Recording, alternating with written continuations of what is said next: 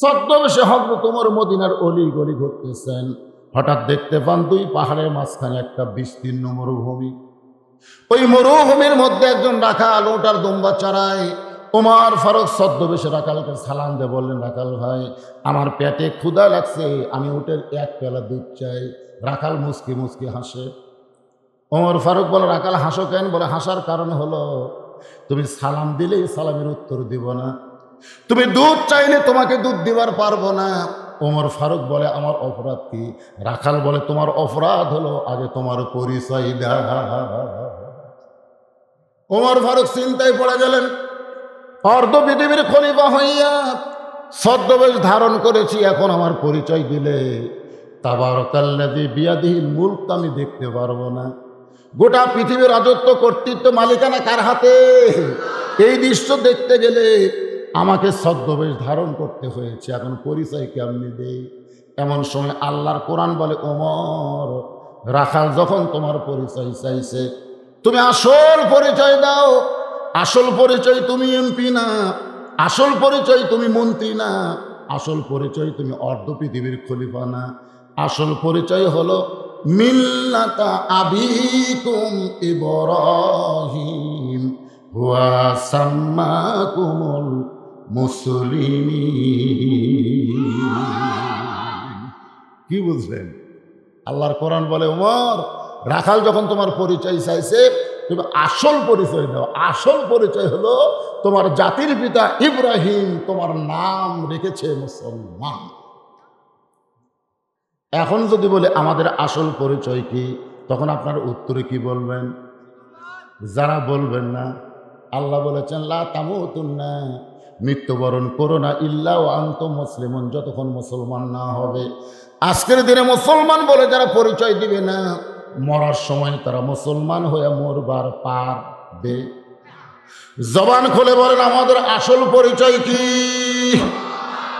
আরো জোরে, সবাই কইতে কি হয়?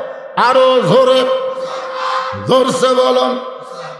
জোর হলো না, আরো জোরে। মাশাআল্লাহ। অনেকে বলতেছে না, জানেন, এই মুসলমান শব্দটা অনেকে বলতে দ্বিধা করতেছে। দ্বিধা করবে তো। আল্লাহ বলেছেন, অমিনান নাসি মাইয়াকুলু আমান্না বিল্লাহি ওয়া বিল ইয়াউমিল আখিরি ওয়া মা হুম বিমুমিনিন।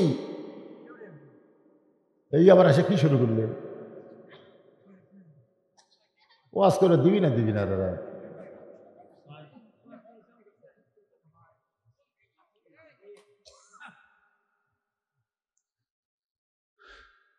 বাংলাদেশে ওয়াজ করতেছি কয় বছর হলো জানেন? আপনারা কি মনে করতে থাকেন ওয়াজের বয়স কত? 36 বছর। 36।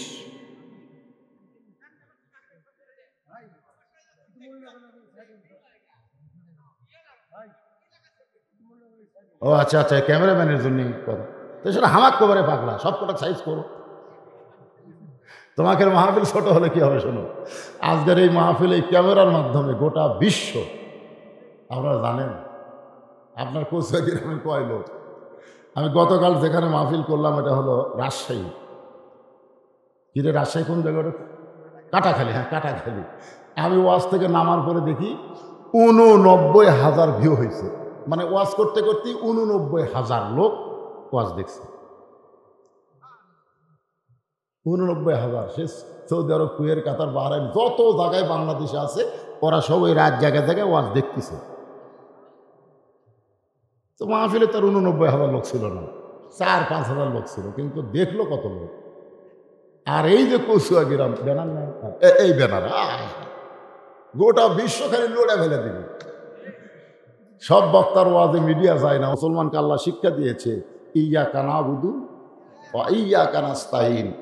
আমরা গোলামি করব কার? তাহলে চাইবো কার কাছে? তুমি যদি আসল মুসলমান হও, তাহলে তুমি দুধ চাইলা কার কাছে? আসল মুসলমান যারা হবে তারা কোনোদিন চাওয়ার ব্যাপারে ভুল করবে না। আসল মুসলমানের ফাঁসি হবে। ধরে কোন কি হবে? উকিল যা বলতেছে, আপনার তো ফাঁসি কার্যকর হবে। যারা নিজেরাই মরে যায় তাদের কাছে প্রাণ ভিক্ষা জীবন গেল, আসল মুসলমান কোনোদিন চাবে। আসল মুসলমান চেনা লাগবে। রাখাল বলে তুমি যদি আসল মুসলমান হও তাহলে তুমি দুধ চাইলা কার কাছ? সঙ্গে সঙ্গে ওমরের চোখ দিয়ে দর দর করে পানি পড়তেছে। ওমর ফারুক বলতেছে আল্লাহ তোমার কোরআন দিয়ে যখন রাষ্ট্র চলবে তখন উমর যদি ভুল করে একটা রাখাল পর্যন্ত তার ভুল ধরতে পারবে। সরল না জ্ঞান। মানুষের আইনে যখন রাষ্ট্র চলবে তখন কেউ কারো ভুল ধরবার পারবে? ধরলেই পিটন খাবে। কিন্তু কোরআন দিয়ে যখন রাষ্ট্র চলবে, উমর ভুল করেছে একটা রাখাল পর্যন্ত তার ভুল ধরবার পারছে। ওমর ফারুক বলে রাখাল ভাই আসলে চাওয়ার ব্যাপারে আমি ভুল করেছি। রাখাল বলতে যে ভুলটা যখন স্বীকার করলা তাহলে তুমি তওবা করো, কারণ আদম আলাইহিস সালাম ভুল স্বীকার করেছে, আল্লাহ তাকে তওবা করার সুযোগ দিয়েছে। কিন্তু ইবলিস ভুল স্বীকার করেনি, যার কারণে আল্লাহ তওবার সুযোগ দেয়নি। আমরা যত পাপ করি না কেন, আমরা যদি আল্লাহর কাছে ভুল স্বীকার করি তাহলে আল্লাহ আমাদের তওবা করার সুযোগ দিয়া দিবে। আদম বলতেছে আল্লাহ আমি গন্ধম খায় ভুল করছি। আল্লাহ আল্লাহকে কে আদম তুই তো খাসনি রে, তুই ওটাই খাওয়া, আল্লাহ আমাকে মাফ করে দেন। দেখছেন খাসে হাওয়া আদমক খাওয়াছে, তারপর আদম বলতেছে আল্লাহ আমি ভুল করছি। আল্লাহ ইবলিসকে আল্লাহ বলতেছে আদমক সেজদা দিসনি কেন? দেয়নি মাটির তৈরি আর আমি আগুনের তৈরি, ভুল স্বীকার করেনি। এই জন্য ইবলিসের তওবাও আল্লাহ বন্ধ করে দিচ্ছে। আর আদমের সন্তান আমরা যারা ভুল স্বীকার করার সাথে সাথে আস্তাগফিরুল্লাহ, ধরে কারণ আস্তাগফিরুল্লাহ রব্বি মিন কুল্লি জামবি ওয়া তুবু ইলাইহি, যত পাপ আমরা জীবনে করেছি সমস্ত পাপ আল্লাহ মাফ করে দিবে, ধরে কারণ সুবহানাল্লাহ। ওমর ফারুক বলতেছে রাখাল তখন আমি তওবা করি। রাখাল বলে তুমি মূর্খ মানুষ, তুমি তওবা কেমনে করবা? আমি তওবা করাই, তুমি আমার সঙ্গে তওবা পড়ো। ওমর ফারুক বলে রাখাল আমার ওদের মূর্খামির কি দেখলেন? রাখাল বলে যে চাওয়ার ব্যাপারে সতর্ক হয় না, সে হলো সবচাইতে বড় মূর্খ। আমাদের বাংলাদেশের ডক্টর কামাল 2018 সালে যে নির্বাচন হয়েছিল আপনাদের মনে আছে? ডক্টর কামালের নেতৃত্বে একদল সবাই সিলেটের শাহজালাল মাজারে গেছিল, পেপারের হেডলাইন। ডক্টর কামালের নেতৃত্বে সিলেটের শাহজালাল মাজারে নেতাগুলো যায় দুই হাত তুলে বলতেছে বাবা বাবা আমরা ভোটর দাঁড়াছি। কার কাছে হাত তুলছে? বাবার দরবারে গিয়ে বলতেছে বাবা আমরা ভোটর দাঁড়াছি। আপনার বলেন তো সে যত বড়ই ডক্টর কামাল হোক, আল্লাহ বাদ দেয় যদি বাবার কাছে হাত তোলে, এরা কি জ্ঞানী না মূর্খ? যেরকম জ্ঞানী না মূর্খ? ডক্টর কামালের নেতৃত্বে এমন ভরাডুবি খাইল, একটু মনোযোগ দিয়ে শুনতে হবে। রাখাল বলে তুমি মূর্খ, তুমি কেমনি তওবা করবা? আমি তওবা করাই, তুমি আমার সঙ্গে তওবা পড়ো। এবার রাখাল হযরত ওমরকে তওবা পড়াচ্ছেন। যারা মাগরিবের শান নামাজ না পড়ে ওয়াজ শুনতেছেন, ফজর পর্যন্ত হয়তো বাঁচতে পারবেন না, এই মুহূর্তে তাদের তওবা করার দরকার আছে না নাই? আর আমরা নামাজ পড়েছি, যেভাবে নামাজ আদায় করা দরকার আমরা হয়তো সেইভাবে পারি নাই, এই জন্য আমাদেরও তওবা করার দরকার আছে না নাই? আল্লাহ রাসূল দিনে রাতে 70 বার তওবা করেন। সাহাবীরা বলে ইয়া রাসূলুল্লাহ আপনার তো পাপ নাই, এরপর আপনি তওবা কেন করেন? রাসূল বললেন আত-তায়েবু হাবিবুল্লাহ, যারা তওবা করবে তারা আল্লাহর দোস্ত হয়ে যাবে। এদিন আমার সঙ্গে সকলে একটু জবান খুলে বলেন আস্তাগফিরুল্লাহ। তওবা করার সময় খুঁজে যায় রে পাগল, বসে ফোন বন্ধ। তওবার সময় কোন ফোন চলবে না, এই সময় চলবি না। এখন কি হচ্ছে? তওবা হচ্ছে, মানে ফিরে আসতেছি আমরা। এতদিন যা করছি এই মুহূর্ত থেকে আমরা ফিরে আসতেছি কার কাছে? আল্লাহর কাছে। এই জন্য সকলে বলেন আস্তাগফিরুল্লাহ রব্বি মিন কুল্লি জামবিন ওয়া তুবু ইলাইহি লা হাওলা, পড়েন লা হাওলা ওয়ালা কুওয়াতা ইল্লা বিল্লাহিল আলিয়্যিল আযীম। ওমর ফারুক তওবা করার পরে বলতেছে রাখাল ভাই আল্লাহর হস্তে ওটের এক পেয়ালা দুধ দাও, যেই দুধটা পান করে ক্ষুধা তৃষ্ণা নিবারণ করতে চায়। রাখাল মুচকি মুচকি হাসে। ওমর ফারুক বলে আল্লাহর হস্তে চাইলাম, এরপরেও তুমি হাসো কেন? রাখাল বলে তওবা করার পরে তুমি আবার মুনাফিকি করলে। যেই বলছে মুনাফিকি, ওমর ফারুকের চেহারা রক্তের মতো লাল হয়ে গেছে। যে ওমর রাস্তাতে গেলে শয়তান কয়দিন যায় না, সে ওমরের চেহারা রক্তের মতো লাল হয়ে বলতে চাই, রাখাল মুখে যা সে নিয়ে তাই কো, এই আমার মতো মুনাফিকের কি দেখলে? রাখাল কয় অত রাগ করো কেন? লিমা তাকুলু মা লা তাফালুন, তোমার মুখের সাথে অন্তরের মিল নেই। তুমি সত্যি করে বলো তো আমি উটের মালিক? আমি যদি উটের মালিক হতাম তুমি আমাকে রাখাল বললা কেন? আর যখন রাখালই বলেছো তখন তোমার মন বলতেছে আমি উটের মালিক না। আর মালিক বাদ দেখেও যদি রাখালের কাছে চায়, রাখাল দিবার পারবে। যার প্রমাণ আমি নিজে বউ মাহফিলে কইছি। পাবনার বাইকোলা টেস্ট থেকে যেই নামছি, এক লোক দৌড়ে এসে আমার হাতে 100 টাকা দিয়ে কয় হুজুর দোয়া করেন। আমি কি দোয়া ভাই? বলে আমার বইয়ের পেটে বাচ্চা চাইছে, আল্লাহ যেন একটা পুত্র দেয়। তখন আমি চোখ বন্ধ করে চিন্তা করলাম, কে রে, আমি তো 3টা মেয়ের বাপ, আমার দোয়া দিয়ে যদি পুত্র হয় তাহলে আল্লাহ আমাকে আগে দিত। আমার একটা মেয়ে হওয়ার পরে আরো 2টা সন্তান যখন বইয়ের পেটে আইছে, আমি তাহাজ্জুদ পড়ে পড়ে আল্লাহ বলছি, আল্লাহ একটা পুত্র দেও, আল্লাহ দেয়নি। তখন পকেট থেকে 200 টাকা বের করে দিল। হুজুর আমি 100, আপনি 200 কেন? বলে ভাই তুইও দাহমতে।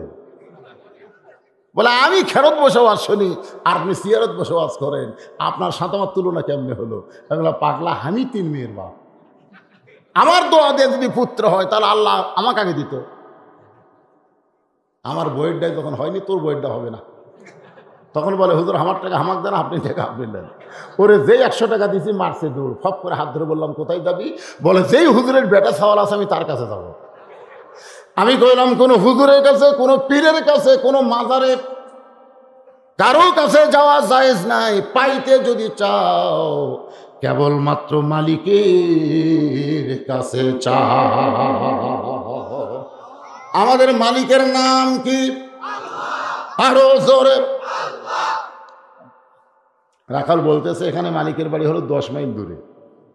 যদি আল্লাহর রাস্তায় 1 পেয়ালা দুধ চাও তো মালিকের দরজার যাও, যায় বলো মালিক তোমার রাখাল উট আর দুম্বা চড়াই, তুমি মালিক যদি হুকুম দাও তাহলে রাখাল আল্লাহর রাস্তায় উঠে 1 পেয়ালা দুধ দিবে। ওমর ফারুক বলে রাখাল ভাই কষ্ট করে অত দূর মালিকের বাড়ি যাওয়ার দরকার আমার নেই, বরং তোমাকে 2টা টাকা দিলাম, এই 2টা টাকার বিনিময়ে তুমি উটের 1 পেয়ালা দুধ দাও। রাখাল মুসকে মুসকে হাসে। ওমর ফারুক বলে রাখাল হাসতে তো কেন? রাখাল বলতে পথিক তুমি কি হযরত ওমরকে চেনো? তুমি যে অকাম করবার আচ্ছা তুমি উমরকে চেনো? উমর আল্লাহর কোরআন দিয়ে রাষ্ট্র চালায়। যদি উমরের গুপ্ত বাহিনী দেখবার পাই তুমি আমাকে 2 টাকা ঘুষ দিছা আর মালিক বাদ দা তোমাকে উটের 1 পেলা দুধ দিলাম, তাহলে তোমাকেও ধরবে আমাকেও ধরবে। এই বয়সে তুমি ধরা পড়বার চাও? ওমর ফারুক বলে রাখাল ভাই তাহলে একটা কাম করি, চলো পাহাড়ের গুহার মধ্যে যাই, ওই গুহার মধ্যে গিয়া গোপনে তোমাকে 2টা টাকা দিব, তুমি গোপনে উটের 1 পেলা দুধ দিবা, তাহলে উমরের গুপ্ত বাহিনীও ধরতে পারবে না, তোমার মালিকেও জানতে পারবে না। রাখাল চিল্লায় বলে তুমি ভণ্ড, তুমি ভণ্ড, তুমি ভণ্ড। ওমর ফারুক বলে রাখাল আমার মধ্যে ভণ্ডামির কি দেখলা? রাখাল বলে প্রতিক্রে গোপনে দেওয়া নেওয়া করলে উমরের গুপ্ত বাহিনী দেখতে পাবে না, আমার মালিক জানতে পারবে না, কিন্তু রাখালের আল্লাহ দেখতে কে দেখবার ভাই? কথা কয় না কেন? কে দেখবার ভাই? সকালবেলা আসে গল্প মারতেছে, আমি 100টা মারছি, তুই কয়টা মারছি? কইকে কখন মারলি? কয় দরজা জানলা বন্ধ করে রাত মারছি রে, কেউ দেখেনি। আরে পাগল, দেখার কে আছে? এমন গোপনে ভাবে মারছি কেউ দেখেনি। আপনারা বলেন তো যারা বলতেছে গোপন ভাবে মারছি কেউ দেখেনি, তাদের কান্দে ফেরেশতা তখন ঘুমাচ্ছিল? যখন ঘুমাইছিল? তোমার 2 কান্দে 2 মোহরি লিখিতেছেন ডায়েরি, দলিল দেখে রায় দিবে, টাকা পয়সার নাই কারবার। সবাই বলেন আসিন আমার মুক্তার। গান গালে গুনাহ হবে না, এটা কোরআনের গান। আসিন আমার মুক্তার, আসেন আমার ব্যারিস্টার, সেই বিচারের হাইকোর্টেতে তিনি আমায় করবেন পার, আমি পাপী তিনি জামিনদার। মনের ঘরে তালা দিয়া সাবিনী আসেন সাই, আমি অধম সাধ্য কি তার হুকুম ছাড়া বাইরে যাই। সুবহানাল্লাহ বলেন। মনের ঘরে তালা দিয়া চাবি নিয়ে কে আছে? আরে জোরে কোন কে আছে? আল্লাহ।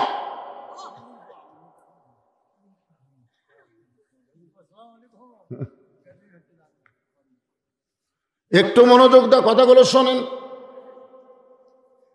ওমর ফারুক বলে, রাখাল আমার মধ্যে ভণ্ডামির কি দেখলা? রাখাল বলতে পথিক, ওমরের গুপ্ত বাহিনী যদি দূর থেকে দেখবার পায় তাহলে তোমাকেও ধরবে আমাকেও ধরবে। ওমর ফারুক বলে, পাহাড়ের গুহার মধ্যে গিয়ে দেওয়ানা করি। রাখাল বলতেছে, কেউ না দেখলে আমার আল্লাহ দেখবে।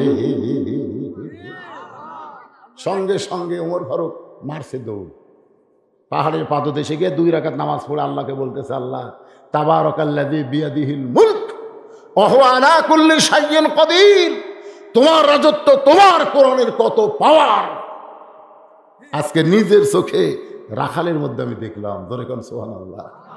কি ইমান রে, কেউ না দেখলো কে দেখতেছে? তোমার কোরআন এত সুন্দর আল্লাহ। কোরআন পড়লে কোরআনের সৌন্দর্য বোঝা যায় না, কিন্তু কোরআন মোতাবেক যখন মানুষ চলে তখন কোরআনের সৌন্দর্য নিজের চোখে দেখা যায়। আমাদের বাংলাদেশে আমরা কোরআনের ওয়াজ শুনি তো কোরআনের সৌন্দর্য বুঝতেছি না, যার কারণে প্রাইমারি সরকার বিল্ডিং করে দেয় আর মাদ্রাসা চায় চিন্তা চলান লাগে। ধরে কোন ঠিক কিনা ভাই? অথচ রাসূল বলেছে, খায়রুকুম মান তাআল্লামাল কুরআন ওয়া আল্লামাহ, ওই ব্যক্তি হলো সবচাইতে সম্মানী দামি যে কোরআন শিখেছে এবং অপরকে কোরআনের শিক্ষা দেয়। ওমর ফারুক আল্লাহর কাছে কাঁদতেছে। রাখাল পিছনে যায় বলে, যতই কান্দো তোমাকে উঠে দুধ আমি দিবার পারলাম না। ওমর ফারুক, রাখাল ভাই, উঠে দুধের আমার কোনো দরকার নাই। তুমি যে না দেখা আল্লাহকে কলিজার মধ্যে জায়গা দিয়ে তুমি যে আল্লাহর কোরআন অনুযায়ী চলতেছো, এর বিনিময়ে তোমার চাহিদা কি? একটা চাহিদা আছে না নাই? যেরকম আছে না নাই? তোমার ভালো কোনো বাড়ি নাই, ভালো কোনো ঘর নাই, ভালো কোনো চাকরি নাই, ভালো খাওয়া দাওয়াও নেই, তুমি উট দুম্বা চড়াও রোদে পুড়ে পুড়ে, এরপরেও তুমি আল্লাহর কোরআন অনুযায়ী আল্লাহর রাজত্বকে বিশ্বাস করছো, এর বিনিময়ে তোমার চাহিদা কি? আজকে যদি বাংলাদেশে যে সমস্ত আলেম ওলামারা জেলখানার মধ্যে আছে না নাই? আজকে দেখলাম পিচ্চি একটা সন্তান আব্দুর রহিম আল মাদানিকে নিয়ে যাচ্ছে, ডান্ডা বেড়ি, বোঝেন ডান্ডা বেড়ি, গলার সাথে বেড়ি, 2 পাঁত লোহা দিয়ে ডান্ডা বেড়ি। আব্দুর রহিম আল মাদানি কি করছে? একটা ছোট্ট মানুষ কি অপরাধ করছে? একটাই অপরাধ, ও কোরআনের হক কথাগুলো জবান খুলে খুলে মানুষের সামনে বলছে। জোরে কর কথা ঠিক কিনা? আর সেই অপরাধে সবচাইতে বড় সন্ত্রাসীকে যেভাবে ডান্ডা বেড়ি পড়ায়, সেই ডান্ডা বেড়ি পড়াইছে কোরআনের একটা পাখি।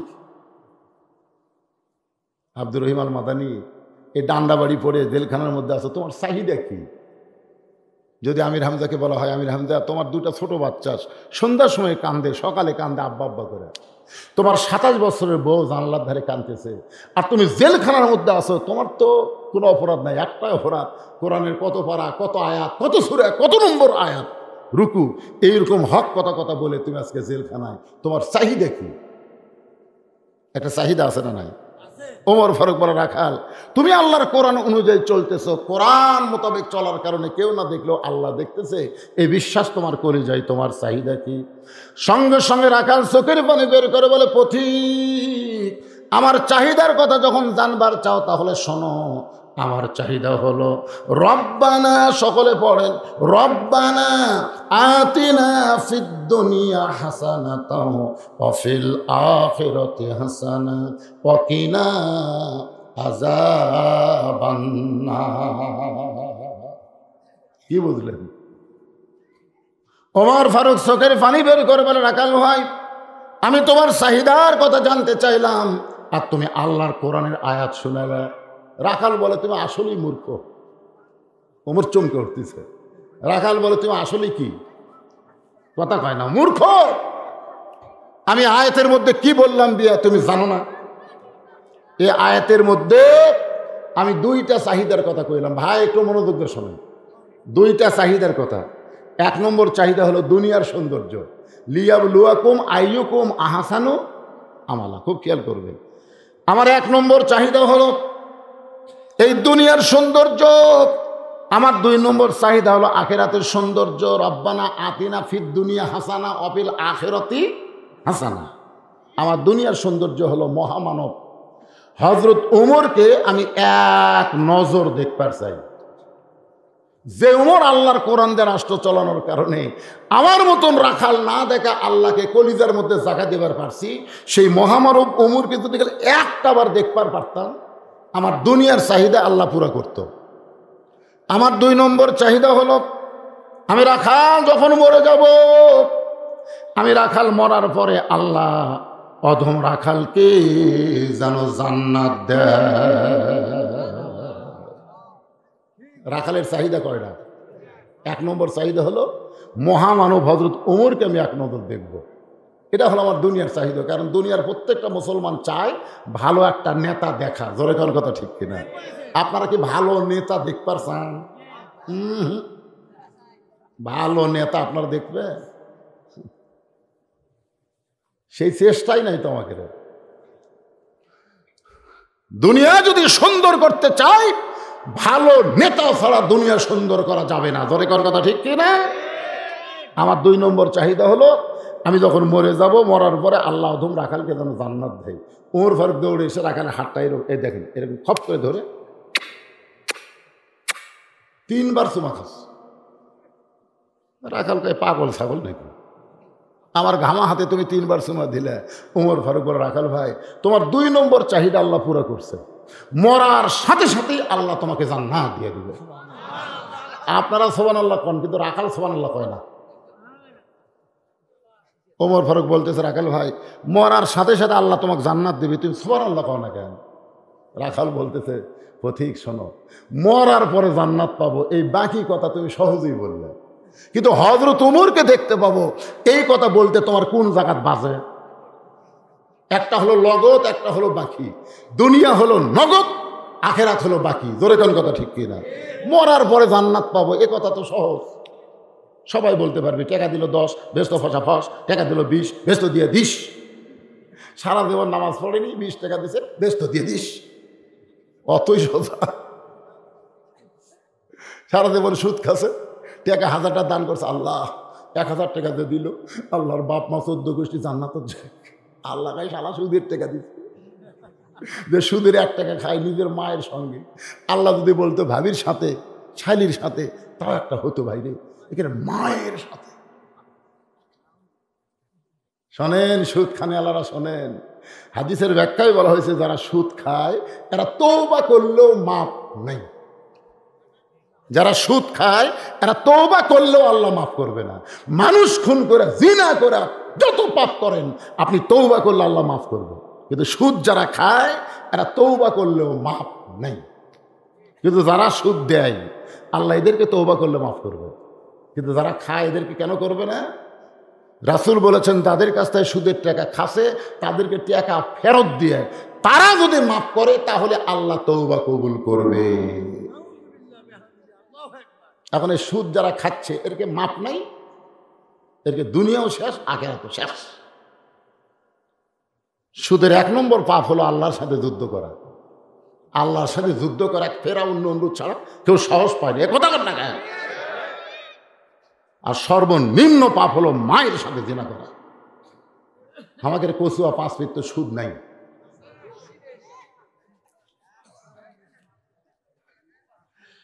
হায় হায় রে,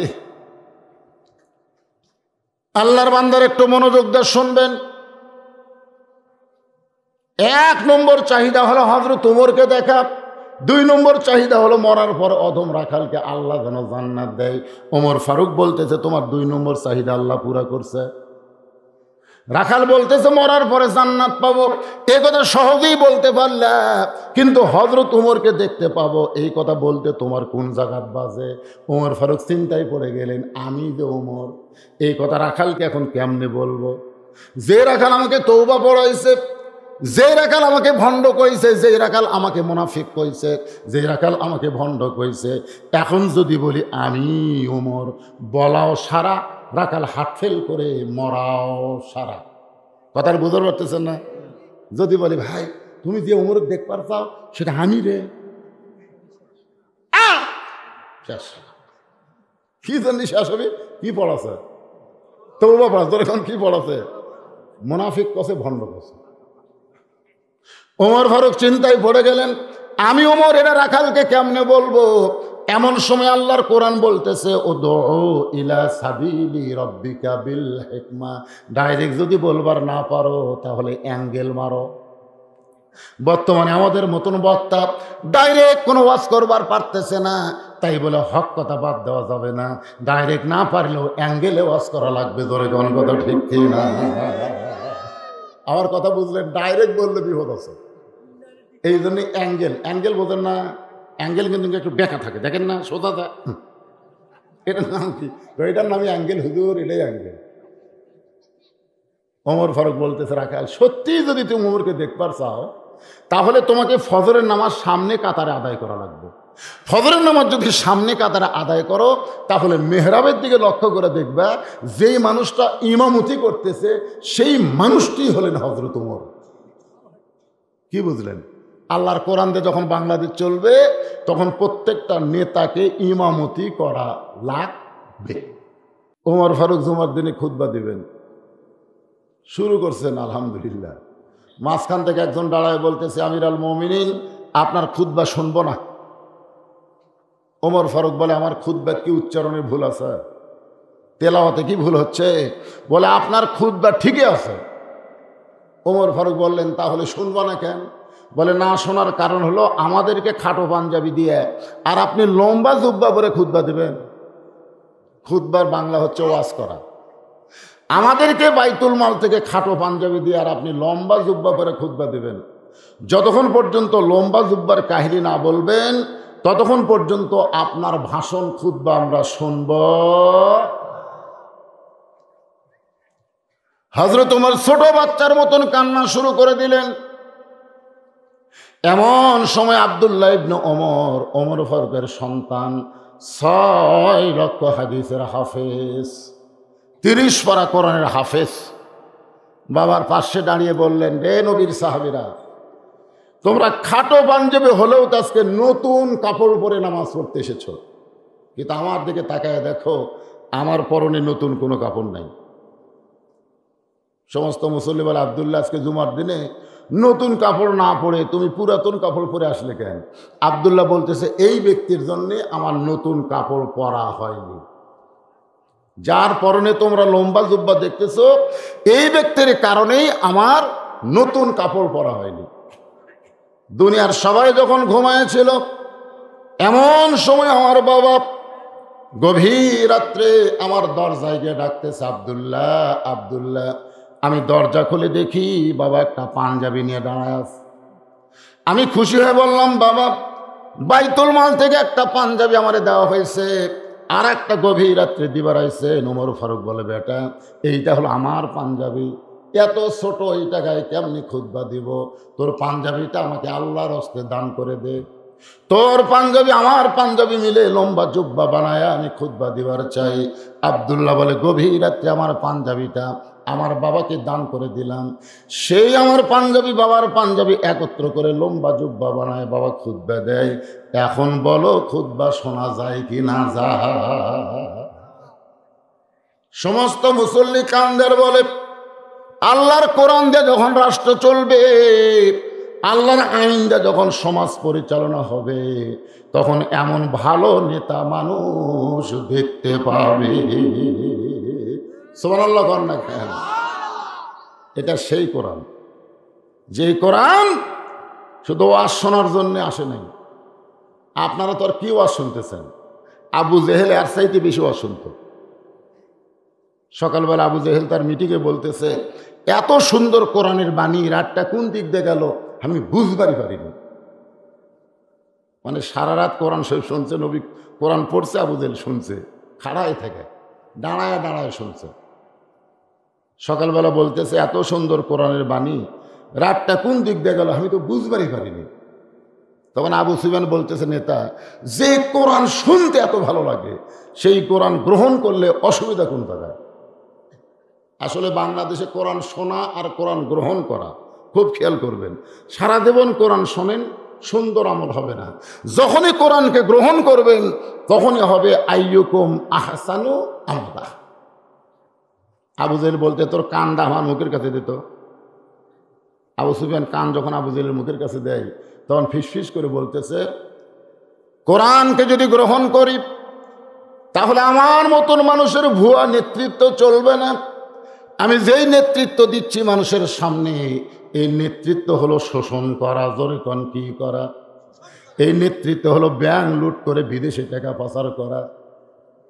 কোরআন যদি গ্রহণ করি তাহলে আমার মতন আবু জাহেলের ভুয়া নেতৃত্ব চলবে না। কোরআন যখন গ্রহণ হবে তখন নেতৃত্ব চলে যাবে আব্দুল্লাহর এতিম পোলার কাছে, ধরে কোন সুবহানাল্লাহ। এই জন্য এটা কিন্তু রাষ্ট্রীয় শক্তি কখনো চাবে না। রাষ্ট্রীয় শক্তি, ধরে কোন কি শক্তি, যারা জোর দখল করে ক্ষমতা ধরে আছে তারা কখনোই চাবে না বাংলার জমিনে আল্লাহর কোরআন চালু হোক, কথা কয় না। আর একটা হলো যারা ধর্ম নিয়ে ব্যবসা করে। কি নিয়ে ব্যবসা করে? ধর্ম নিয়ে যারা ব্যবসা করে তারা কখনোই চাবে না যে আল্লাহর কোরআন দিয়ে বাংলাদেশ চলুক। ধর্ম ব্যবসায় বোঝেন আপনারা? একজন কয় মাজার পূজারি, আমার দয়াল বাবার দরবারেতে কেউ ফেরে না খালি হাতে।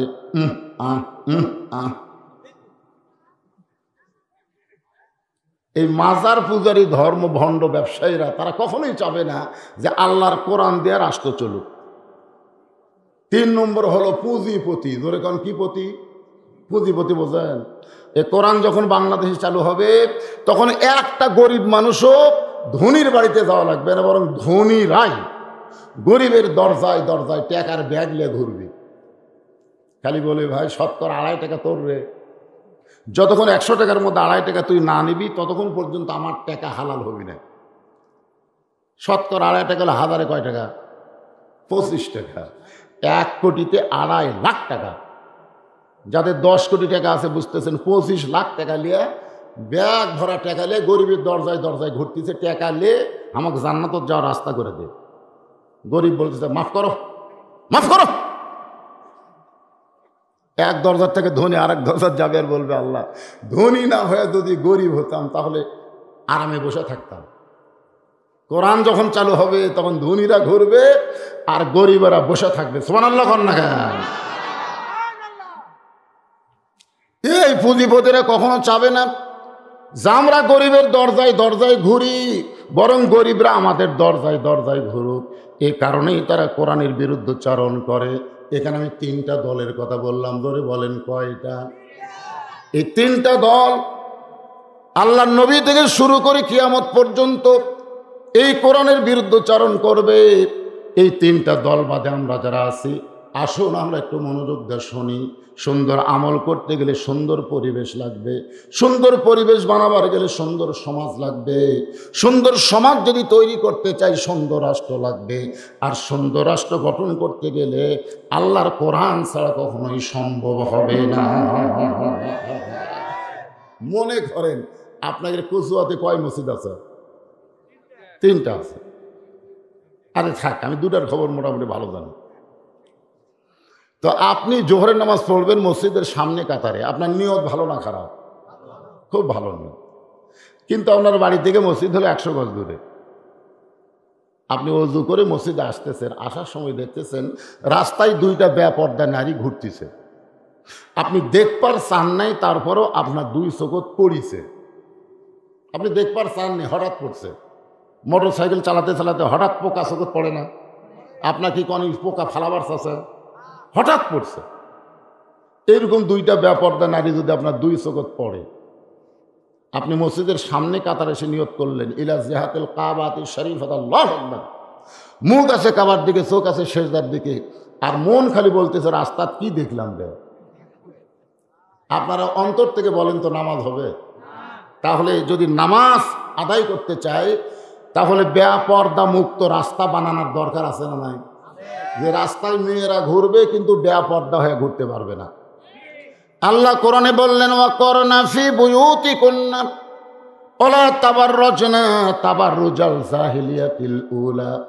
রে মেয়েরা, তোমরা ঘরের মধ্যে অবস্থান করো, ঘরের বাহির হইও না। কোনো প্রয়োজনে যদি ঘরের বাহির হও তাহলে হেজাব নিয়ে, পর্দা নিয়ে তোমাদের বের হতে হবে। ওই জাহেলের যুগের মেয়েদের মতন সাজগোজ করে বের হওয়ার কোনো পারমিশন মুমিনা নারীর নাই, হুকুম কার? আরো জোরে বলেন, হুকুম কার? এই কোরআনে সেই হুকুম আছে না? হ্যাঁ। মরুভূমির ভিতরে হযরত ওমর কাঁদতেছে গভীর রাত্রে, মরুভূমিতে। আবু যার গেফারি বলতেছে, আমিরুল মুমিনিন, অনেক সময় ধরে আপনাকে খুঁজতেছি, আর আপনি মরুভূমির মধ্যে কাঁদতেছেন, কারণ কি?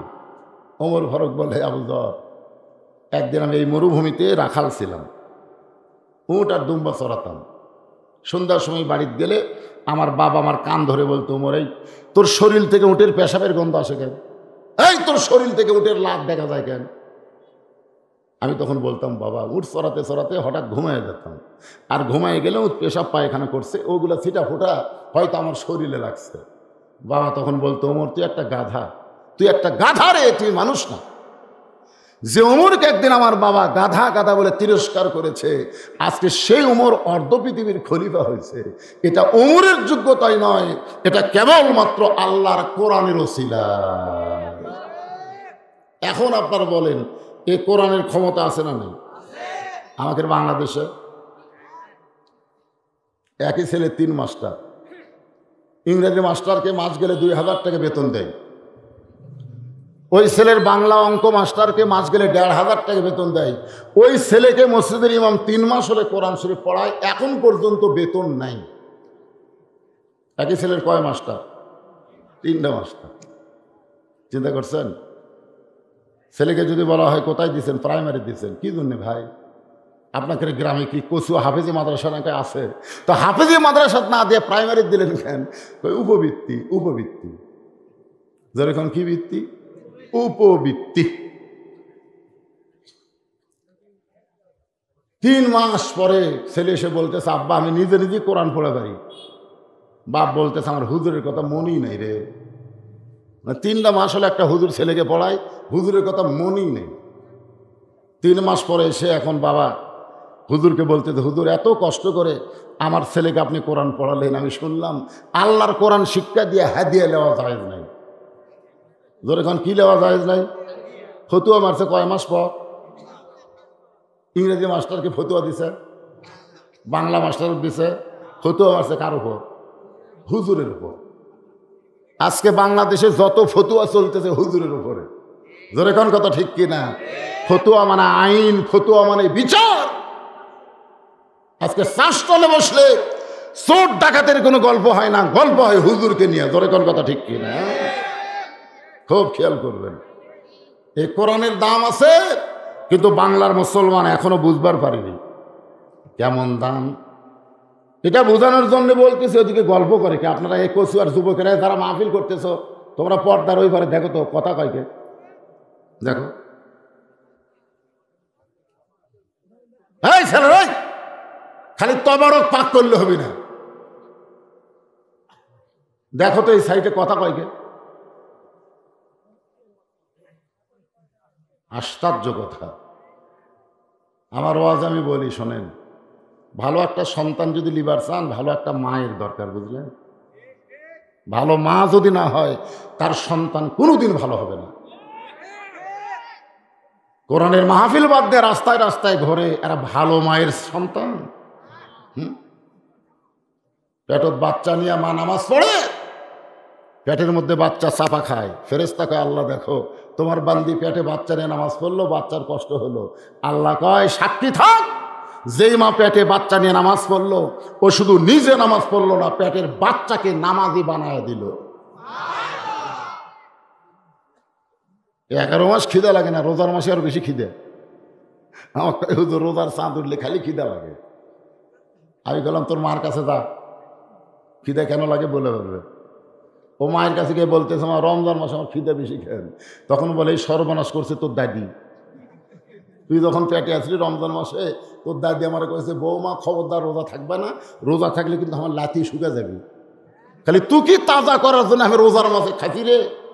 এই জন্য তোর পেটের মধ্যেই রমজান মাসে খাওয়ার অভ্যাস হতে, তুই বেড়ে আসার ভালো থাকবো।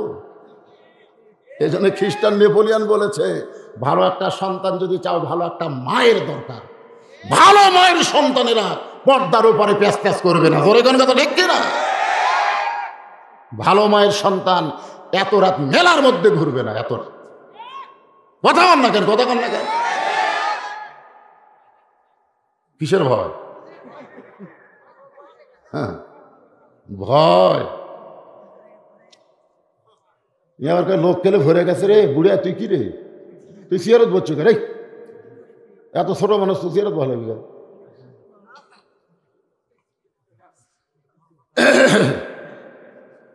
আর যেন কথা না হয়, একবারে বন্ধ হয়ে গেছে। আলহামদুলিল্লাহ।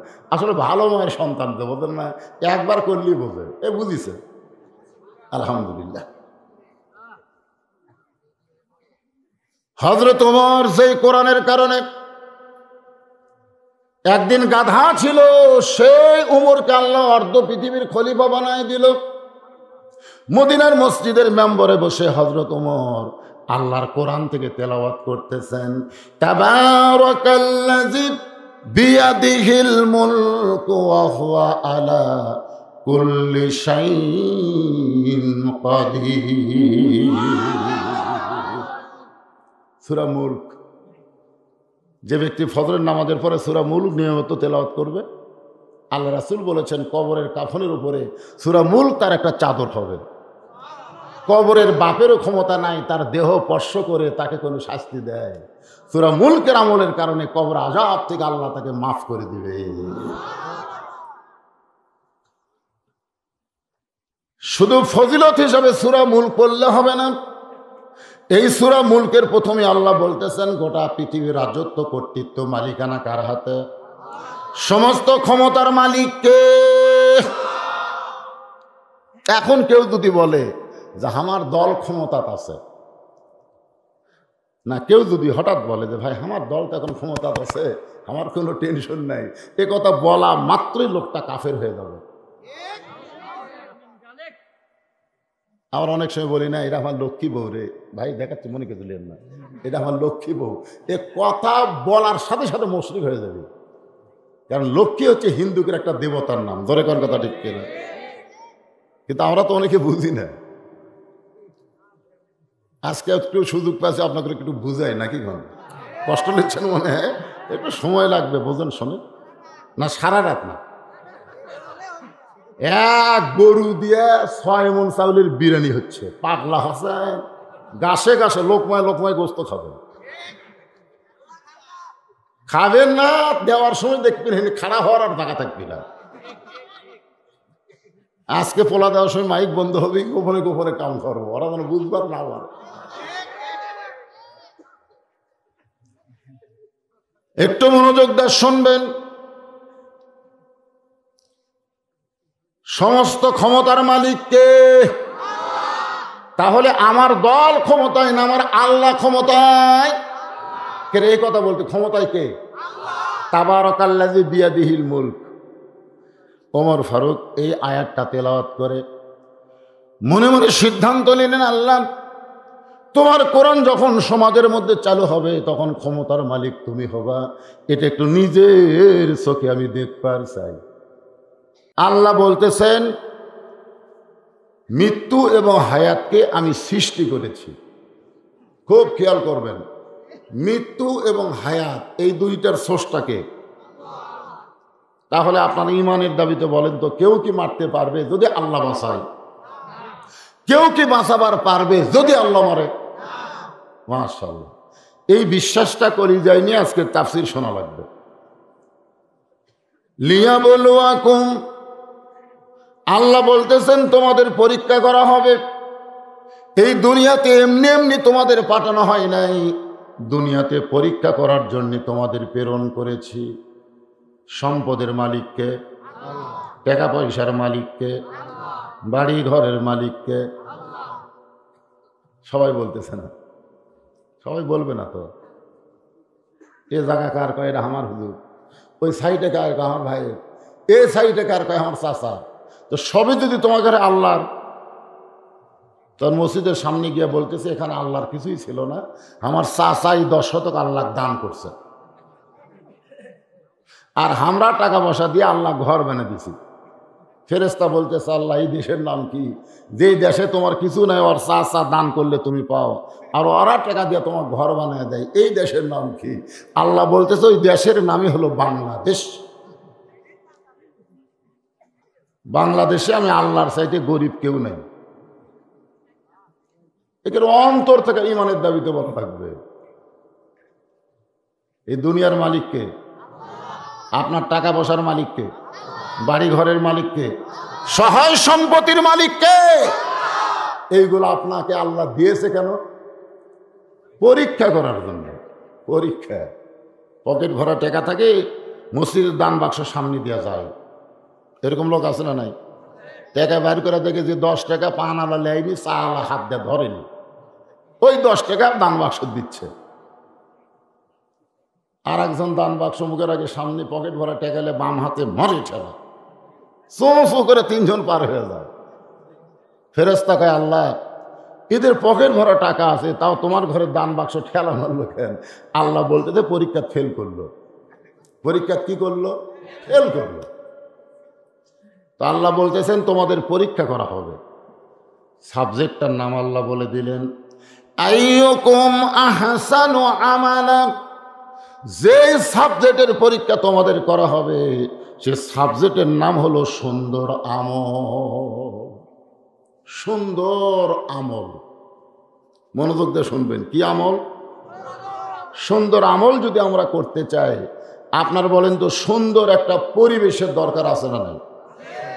সুন্দর একটা পরিবেশ যদি আমরা গড়াবার চাই, তাহলে সুন্দর একটা সমাজের দরকার আছে না নাই? সুন্দর একটা সমাজ যদি আমরা গঠন করতে চাই, তাহলে সুন্দর একটা রাষ্ট্রের দরকার আছে না নাই? সুন্দর একটা রাষ্ট্র যদি বানাবার চাই, তাহলে ডক্টর কামালের সংবিধান দেওয়া হবে না, আমার আল্লাহর কোরআনের সংবিধান লাগবে। আমরা এই বাংলাদেশকে সুন্দর করতে গেলে মানুষের তৈরি আইন দেওয়া সুন্দর করা সম্ভব না। আইন লাগবে কার? আর সে আইনের বইয়ের নাম কি? সব আছে। জালিকাল কিতাবু লা রাইবা ফি হুদাল লিল মুত্তাকিন। এই কিতাবের মধ্যে কোনো সন্দেহ নাই, এই কিতাব পাইকারি হারে সবাইকে হেদায়েত দেয় না, কেবলমাত্র যারা মুত্তাকি হবে তাদেরকে আল্লাহর কোরআন হেদায়েত দিয়ে দিবে। সুবহানাল্লাহ বলেন। এখন কোরআন কাদেরকে হেদায়েত দিবে? যারা মুত্তাকি হবে। এই কথার সাথে একটু কথা বলবেন, কোরআন কাদেরকে হেদায়েত দিবে? এখন মুত্তাকি কারা? না শোনেন, আজকে মুখ দেখলে হবে না তো। কোরআনের উত্তর কোরআনের মধ্যে আছে না নাই? মুত্তাকির 1 নম্বর গুণ হলো আল্লাযীনা ইউমিনুনা বিল গায়ব। অদৃশ্যের প্রতি যারা বিশ্বাস স্থাপন করে। দৃশ্য আর অদৃশ্য। আসরের নামাজের পরে জমির ধান দেখবার গেছে, কি দেখবার গেছে? যা দেখো ওপর জমির পানি, নিচে আর জমির পানি নাই। ওপর জমির পানি চলমল করতেছে, নিচে আর জমির পানি নাই। তখন চারিদিকে তাকাইছে, চারিদিকে তাকায় দেখে কেউ নেই। আস্তে করে বসে জমির আল কেটে দিচ্ছে, দিয়ে ওই পানি দিয়ে হাত ধোছে, ধুই আবার দাঁড়ায় চারিদিকে তাকায় আলহামদুলিল্লাহ কেউ দেখেনি। আপনারা বলেন তো, আর অদৃশ্যের প্রতি বিশ্বাস আছে? ওই যা দেখতেছে তার উপর বিশ্বাস করতেছে, যেটা দেখতেছে না তার উপর কোনো ঈমান নাই। ঈমান বলতেছে কেউ না দেখলেও কে দেখে? আজকে সিসি ক্যামেরা যে মার্কেটের মধ্যে আছে, ওই মার্কেটে গেলে চোর কিন্তু সতর্ক হয়। কেন হয় কান্ত? যে সিসি ক্যামেরার মধ্যে সব ধরা পড়বে। আপনারা বলেন তো, সিসি ক্যামেরার বাপ আমাদের 2 কান্দে 2টা আছে না নাই? আছে না নাই? তোমার 2 কান্দে 2 মোহরি, লিখিতেছেন ডায়েরি, দলিল দেখে রায় দিবে, টাকা পয়সার নাই কারবার। কিরামান কাতিবিনা ইয়ালামুনা মা তাফআলুন। এই 2 কান্দে 2টা ফেরেশতা আছে, এটা কি আপনারা বিশ্বাস করেন? আপনি কি দেখছেন? অদৃশ্য। এই জন্য মুত্তাকির 1 নম্বর বৈশিষ্ট্য হলো না দেখা অদৃশ্য জিনিসের প্রতি তাদের বিশ্বাস থাকবে। দুই নম্বর বৈশিষ্ট্য হলো আল্লাযীনা ইউমিনুনা বিল গায়বি ওয়া ইউকিমুনাস সালাত। দুই নম্বর বৈশিষ্ট্য হলো নামাজ কায়েম করবে। যারা মুত্তাকি হবে, এই কোরআন থেকে যারা হেদায়েত নিবার চাবে, তাদেরকে নামাজ কায়েম করা লাগবে। ধরে কোন কি করা লাগবে? কায়েম মানে কি? কায়েম মানে নামাজ পড়া না, নামাজ প্রতিষ্ঠা করা। ফজরের আজান দিয়েছে, 3টা পর্যন্ত ছেলে হইচই করলো, বাপ এখন ফজরের নামাজ পড়বার যাচ্ছে, যাওয়ার সময় চিন্তা করতেছে আমার ছেলে 3টা পর্যন্ত আর্জেন্টিনার খেলার দেখে হইচই করলো, ফটকা ফুটালো, আর আজানের সময় কোথায় গেল? জানলা দিয়ে তাকায় দেখে কম্বলের মধ্যে পাও নাই মাথাও নেই, মনে হয় চাউলের বস্তা ঠেকা থাকে। ধরে কারণ কিসের বস্তা? এখন এইটা দেখে বাবা যদি মসজিদে যায়, তাহলে বাবার নামাজ হবে না। কারণ নামাজ পড়ার কথা বলা হয়নি, নামাজ কায়েমের কথা বলা হচ্ছে। ধরে কোন কথা ঠিক কিনা? এইটা দেখার পরে বাবা যদি একা একা মসজিদে যায়, বাবার নামাজ হবে না। বাবার দায়িত্ব হলো বিড়াল যেমন ইন্দুর ধরে, ঠিক এই মুহূর্তে ছেলের ঘরের মধ্যে ঢুইকে কম্বল টান দেওয়া লাগবে। কম্বল টান দিয়ে বাবা দেখে কম্বলের ভিতরে ব্যাটার সাইজ আর সকালবেলা সাইড টিভি কুত্তের সাইজ একই সাইজ। এখন বলেন বাবার দায়িত্ব কি? ইয়া আইয়ুহাল্লাযীনা আমানু কু আনফুসাকুম ওয়া আহলিকুম নারা, যারা আমি আল্লাহকে বিশ্বাস স্থাপন করেছো, তাদের দায়িত্ব হলো নিজে জাহান্নামের আগুনকে ভয় করো, আহাল পরিবারদেরকে নিয়ে। ধরে কেন সুবহানাল্লাহ। তাহলে যেই কোরআনের সন্দেহ নাই, ধোঁকা নাই, গোজামিল নাই, সেই কোরআন থেকে আমি আপনাদেরকে তাফসীর করে শোনাবো। আমার আলোচনা শুনে কি আপনাদের সন্দেহ হবে? আমি কোরআন থেকেই বলবো, প্রতি কথা কোরআন এবং হাদিস। হ্যাঁ, আপনারা একটু মনোযোগ দিয়ে শুনবেন, কারণ বাংলাদেশে বহু জায়গায় ওয়াজ করি তো, নিজের এলাকায় ওয়াজ করতে পারি না। সুযোগ সময় যখন পাইছি ইনশাআল্লাহ। তবে একটা সমস্যা হলো, আজ প্রায় 3 দিন হলে আমার গলাটা একটু সমস্যা হয়ে গেছে। নিজের এলাকায় মাহফিল আর গলাটা খুব একটা ক্লিয়ার নাই। তো আপনারা দোয়া করবেন, ইনশাআল্লাহ হয়ে যাবে ইনশাআল্লাহ। এখন আসেন, যে আয়াতে কারিমা তেলাওয়াত করেছি সে আয়াতকে সামনে নিয়ে আমরা আলোচনা শুনব। আল্লাযী খালাকাল মাউতা ওয়াল হায়াতা লিয়াবলুয়াকুম আইয়ুকুম আহসানু আমালান ওয়া হুয়াল আজিজুল গফুর। আল্লাহু আকবার সবাই বলবার চালে বলতে পারবে না, কারণ এটা বলবার গেলে একটা যোগ্যতা লাগে। সে যোগ্যতা কি জানেন? আমাদের বাংলাদেশে যতগুলো বড় দল আছে, বড় দল বোঝেন না? এই বড় দলের মধ্যে আল্লাহু আকবার স্লোগান আছে?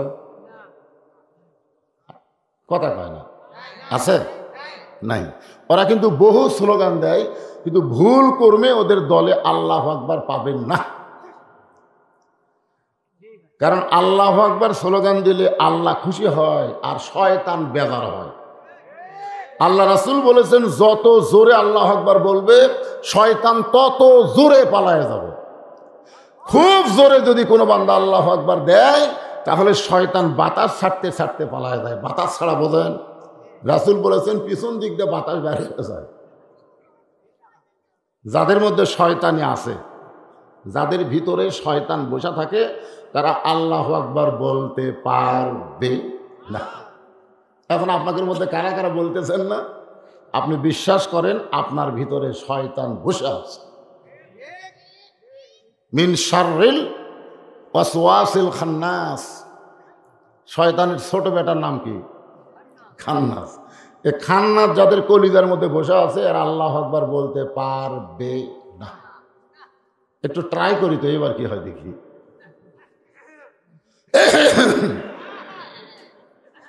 লিল্লাহি তাকবীর।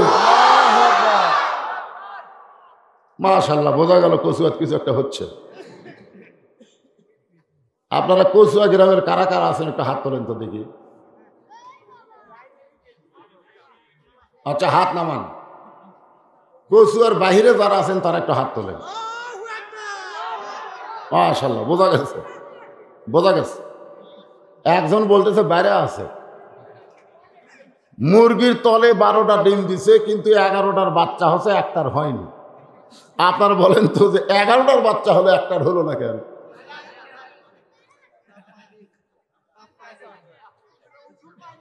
কারণ মুরগির বুকের তলে যে কটা ডিম থাকবে, উষুম পাবে, ওইগুলারই বাচ্চা হবে। যেটা সাইড মারবে পোলা খাওয়ার ধান্দায়, আর বাচ্চা হবি না, ওই কাইজে হয়ে যাবি। তোর এখন কথা ঠিক নেই। আমি জানি আমার এলাকার ভিতরে সবচাইতে বেশি মানুষের বসবাস হলো কচুয়া গ্রামে। যে গ্রামের 1 শতক জায়গা শহরের জায়গার মতন দাম। হায় হায় রে, সেই কচুয়ার মানুষ কুটিরে